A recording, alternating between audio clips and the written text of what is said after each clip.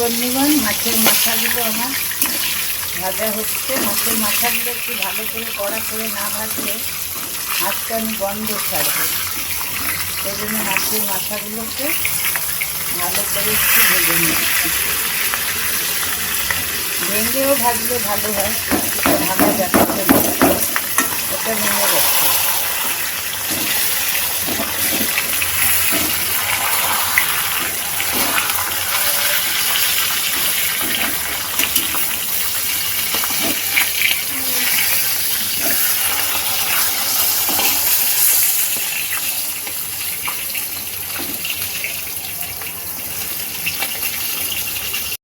মাছের মাথাগুলো ভাজা হয়ে গেছে, এগুলোকে তুলে নিচ্ছি। এবার এখন সুন্দর ভাজা হয়ে গেছে, এবার এগুলোকে তুলে নিলাম।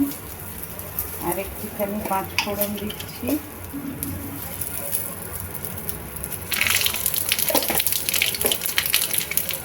দিয়ে এখানে পেঁয়াজ, আলু, বরবটি সব কাঁচা আছে, সব একসঙ্গেই দিয়ে দেবো।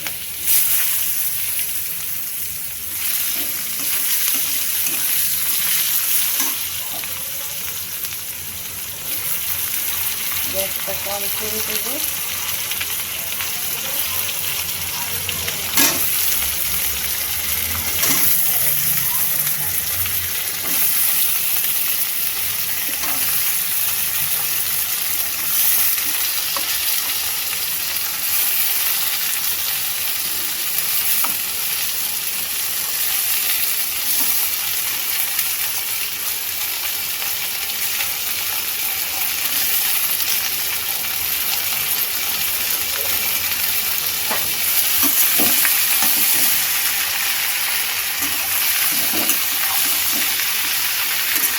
একটু ঢাকা দিয়ে এবার এটাকে ভাজবো। আর আমার গাছে দেখুন কি সুন্দর চেরি টমেটো হয়েছে, এই চেরি টমেটোগুলো দিয়ে দেবো, গোটা গোটাই দিয়ে দেবো। একটু নুন দেবো,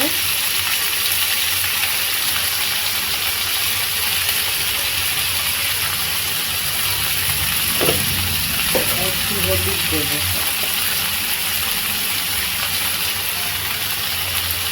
বেশি মশলা কিছু দেবো না, এত গরম।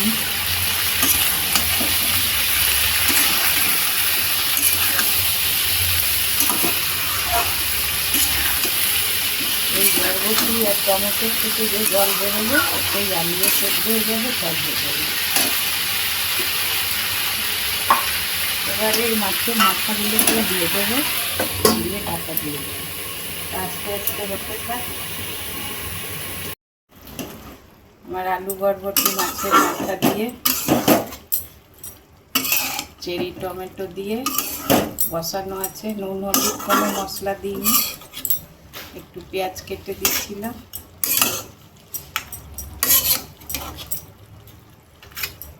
মাছের মাথাটা ভাঙা গেল না, ঢাকা দিয়ে রাখি, এটা সেদ্ধ হোক। দেখুন বন্ধুগণ, আমার মাছের মাথা দিয়ে আলু বরবটি পেঁয়াজ দিয়ে ছেঁচড়ার মতন হয়ে গেল। আর এতে কিছু দেওয়ার নেই, শুধু নুন হলুদ দিয়ে রান্না করেছি, কোনো মশলা দিইনি। খেয়ে দেখে বলতে পারবো কেমন হয়েছে। আপনাদের যদি রেসিপিটা ভালো লেগে থাকে তাহলে অবশ্যই একটা লাইক, শেয়ার আর সাবস্ক্রাইব করে দেবেন। আর আমার যদি ফেসবুক বা ইনস্টাগ্রামে দেখেন তাহলে ফলো করে দেবেন। আবার নেক্সট দেখা হবে আপনাদের সঙ্গে নেক্সট ভিডিওতে। Thank you, by.